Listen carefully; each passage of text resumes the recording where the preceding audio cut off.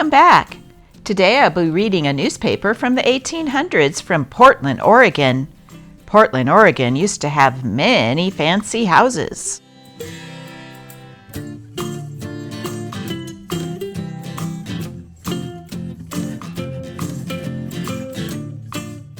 Sadly, most of them have been torn down for progress.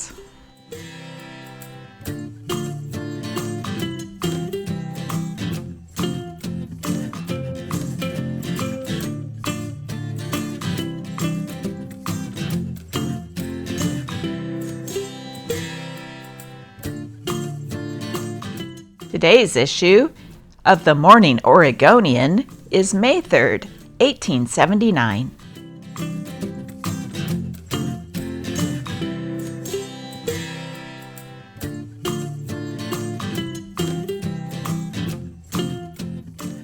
Northwest News, Oregon. The opium vice is deeply rooted in Corvallis. 5 truss bridges are to be built across the Rogue River. A city election will be held at Corvallis on Monday next. Diphtheria, which has raged fatally in eastern Oregon so long, is now abating. Fred People of Umatilla County was thrown from his horse a few days ago and got his head badly hurt.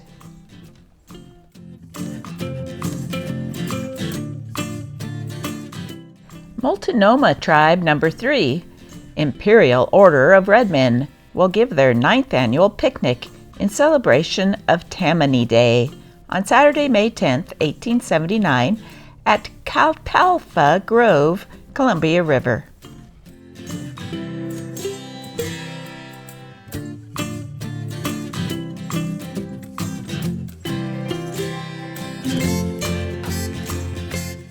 Card. Misters Molson and Sons beg to notify the public that their beer is now ready for delivery and can be found at nearly all saloons in the city. We also trust from our experience in unrivaled facilities for producing a superior article to receive a share of your patronage. Our special correspondent, writing from Oregon City, sends the following. Some unknown hungry hoodlum broke a pane of glass in the store window of E.B. Fellow's Bakery last night and helped himself to the pumpkin pie.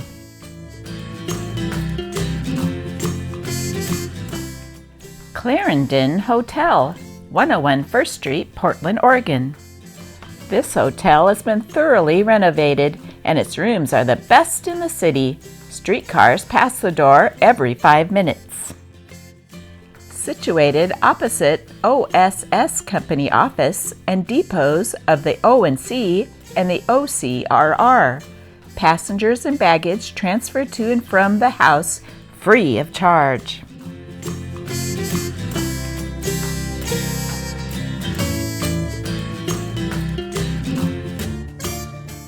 Singular.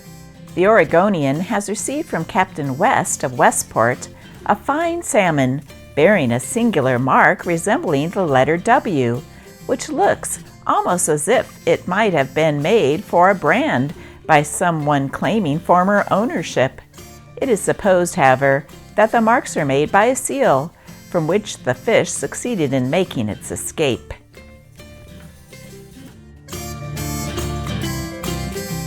Effect of fear. It is a common practice in many parts of India to oblige persons suspected of crimes to chew dry rice in the presence of the officers of the law. Curious as it may appear, such is the intense influence of fear on the salivary glands that, if they are actually guilty, there is no secretion of saliva in the mouth, and chewing is impossible. Such culprits generally confess without any further efforts. A similar example was a Paris doctor had hired himself a hack, and he had a bottle of Jamaica rum. As he returned home, he noticed that he had left it in the carriage. He went to the hack office and informed the manager that he had left a virulent poison in one of the carriages and desired him to prevent any coachman from drinking it.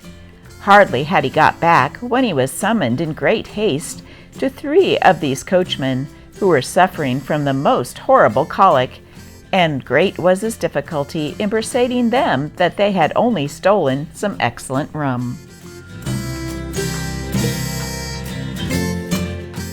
He wanted 10 cents.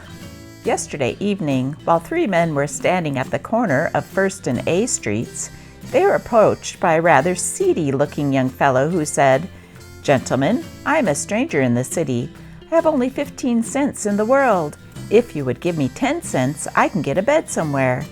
One of the men pulled out a 10-cent piece and handed it to the individual. As soon as he passed along up the street, the man who gave him the small sum he craved concluded he would just follow it and watch his movements a little.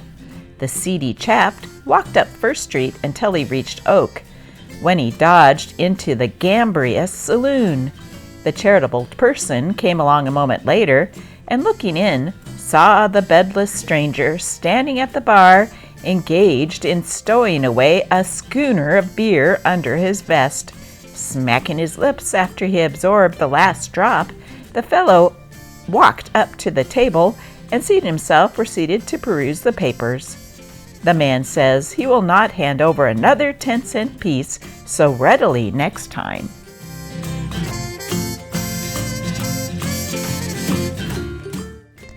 Are you from Portland, Oregon? Or would you just like to know more about this city's history?